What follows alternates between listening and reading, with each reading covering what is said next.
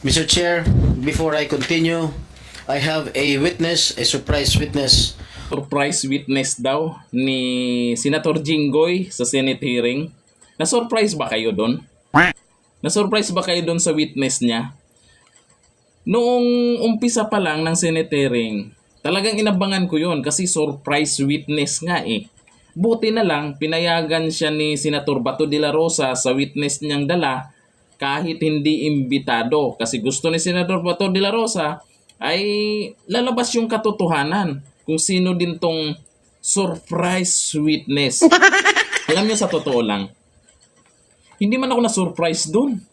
Mas na-surprise ako doon sa banat ni ex-PDEA Agent Morales kay Jinggoy.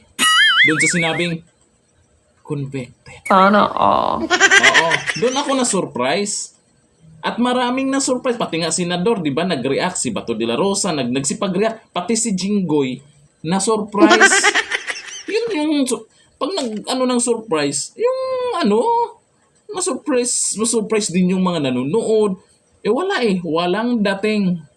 At saka wala namang dalang kung anong pasabog dyan sa surprise witness. Yun ang surprise.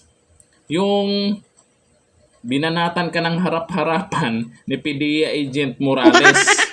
At pati ikaw, na-surprise ka rin ah. Ayan na naman yung ugali ni ugali niya yan. Yung mahilig manduro. Yung parang sisindakin ka. Ugali po niyan. Noon pa yan, ganyan po talaga yan si Jinggoy Estrada. Yung duduro-duruin ka. 'Di ba? Tayo naman mukhang pag ikaw, senador yan ha.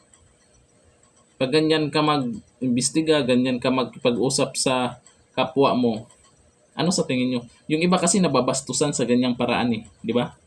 Nababastusan sa ganyang paraan eh. Dyan sa Senate hearing, akala ko talaga dyan ay siya yung bibida dyan. Kasi pag simula pa lang, aba, may pa-surprise witness daw siya. Simula pa lang, kaya akala ko siya ang bibida.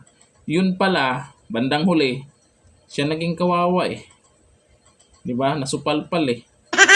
Sus, talaga naman to si Senator Jinggoy. Bawi, may isa pang Senate hearing. Jinggoy, Estrada, baka may surprise ka pa. Baka may surprise ka pa. Surprise witness ka pa. Ganito na, thank you.